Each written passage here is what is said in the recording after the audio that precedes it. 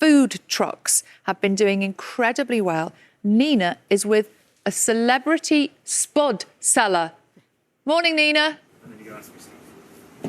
The celebrity spud seller, Sally. Good morning. This here is Spud Man, cracking on with his spuds. It's quite quiet now in Tamworth town centre. Have a look out there at the moment, but you can expect massive queues if you come down on market day, because Spud Man is known all around the world.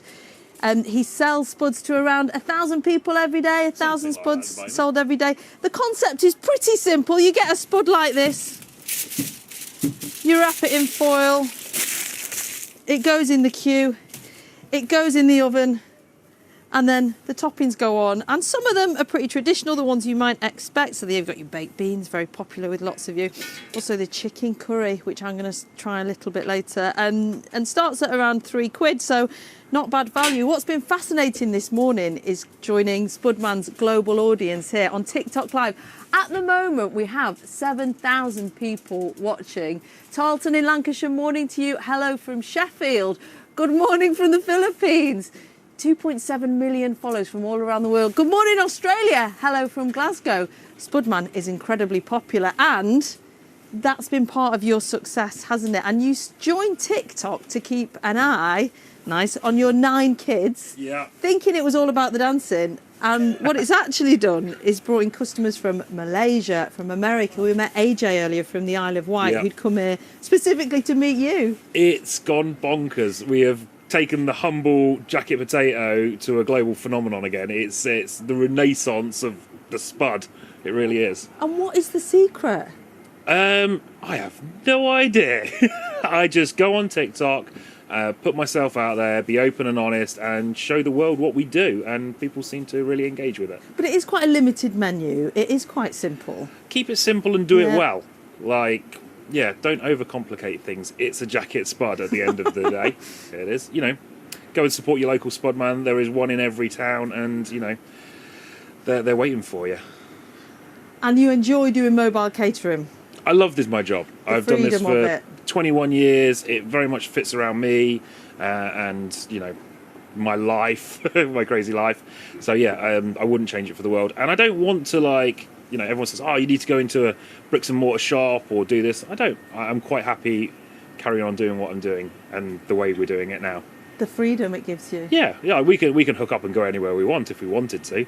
I love Tamworth, and we're going to be here for a long time to come. He could go anywhere, but he chooses to stay in Tamworth. Yeah. Crack on with my potato, because I'm really looking forward to this. Lots of butter? Lots of butter, lots of cheese, lots of curry, and lots of onion sprinkles on the top, you said. Thank you very much. And he's not the only one taking advantage of mobile catering boom. The industry is worth about £1.2 billion every year in the UK. What's interesting is there are growth of about 20% every year, partially because of that freedom and independence. Also, your startup can be cheap. You can get one of these units for around £5,000 second hand, and you're more or less good to go. And so it means they have that freedom and lower overheads. But in a recent survey, those in street food say they've seen prices and overheads go up. 100% of respondents said that, unsurprisingly really, food, fuel and labour costs being among them. But undoubtedly, this is an area of growth. If you think back to 20 years ago, did you know much about street food? Was there much choice out there? That has changed a lot. Let's speak to Richard. Has he come for a spud or has he come for an interview? A bit of both, I think. You started tracking street food with Marco Pierre White's in New York decades ago, and it's boomed since then. What do you love about it? I love the fact that there's kind of a real DIY element to it. You come and get a baked potato from Ben, Spud Man. You know that he's a local fella. He works with local farms, gets his butter from 10 miles up the road, that the money will stay here.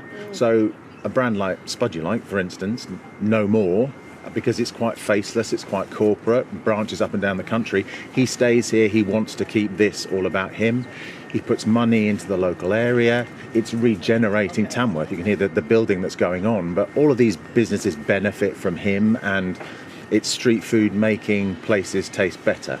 Do you think part of the appeal is in an era where there are lots of global brands, which many say are taking over high streets? Most of these are independent, and what's more is often they'll bring global cultures to our doorstep that we may not have known about. Yeah, absolutely. The British Street Food Awards, the European Street Food Awards and the USA Street Food Awards, we're finding the best independent traders, and that means certainly in America. We were in LA in November and we found it was like first wave immigrants bringing foods and flavours to the street that not everybody, certainly in America, would know about. And that's really important. You want to get those people out of their home kitchens, and well, we want to find the next big thing. And whether that's like we've been working with an Ethiopian chef recently who's working a lot with teff that she cooks at home. But when I tasted her teff pancakes with this particular type of sauce and a drizzle on top, I thought, well, I've never had anything like this before. People would love this, you know. So it's about doing something different. But Ben totally underselling what he does, because yes, anybody can do a baked potato, but not do it properly. Because when he cracks that potato, just look at the TikToks. I know. It's got that sound, ASMR. So his videos produce like a very visceral sensation in me. As you talk about that Ethiopian food, I started to salivate there, Richard. The proof is in the pudding. What can I get you, love? What kind of spud would you like? Cheese and beans. Cheese and beans. Don't it's mess. your classic. Yeah. Shall we get that started? And also, Spudman, my curry one with cheese as well. While you prep those, no worries. Is that all right? We will pay, I promise. While we prep those, thank you so much for sending in your spud love this morning. Let me just pull up some of the messages we've had. So the general consensus, you are with Richard. It's all about the beans and cheese. Look at this birthday cake though. Cheryl made it for her daughter. It's a beans and cheese spud cake. That is true commitment to the Spudman. Richard, do you want to try that one? Rose in Worksop says her go-to topping for the last 25 years, blue cheese, crispy bacon and coleslaw. Rose, you're a lady after my own heart. Jen in Glasgow loves cheese, coleslaw and pineapple on hers. A lot of debate about whether you can mix the hot and cold toppings. Mackerel fillets, spicy tomato sauce and cheese. That's what Peter likes. And Drew, what do you think about this? A dessert option of a sweet potato with fresh raspberries and hot chocolate sauce. I have eaten some interesting potatoes because of TikTok a few times, or I've had jelly and peanut butter potatoes, ice cream on a potato. The TikTok are not like, if you give them the option of what I want to eat on a spud and give them the choice, they come up with some interesting combinations. And I've asked them on TikTok this morning, what is it about sitting and watching Spudman live? And they said he's just a lovely guy. That's nice. He seems like, isn't it? Aww. Right, where's my curry spud? I'm not made it Spudman. you yet. Hold on. I can knock them up in no time. He can knock it up in no time. It's on its merry way. Sally, I know you were quite jealous. I will bring you back a spud with curry. Don't you worry. And with the onion sprinkles on the top. The thing about Spudman is, because he has a renal condition, he has to have dialysis 5 times a week, which means he has to limit his potassium and spud intake. It's so cruel. I don't. He's supposed to. Let's hope his doctor isn't watching. Let's get that curry sauce on the top. Bring that back for us, Nina. Can't wait for that. We will do. Nina is Spud woman this morning, I think. is. Spud Man has met his match. Raspberries and hot chocolate sauce? No, thank you. Beans and cheese every time. Yeah, the classic. Right, it's 20 to 9. John's got more change in the Premier League. It is lots, and it's end of an era, really, with Roy Hodgson departing and Oliver Glasner coming in to replace him at Crystal Palace, and it sort of brings an end of an era, really, for what has been Roy Hodgson in the Premier League. Yes, good morning. It is all change at Crystal Palace.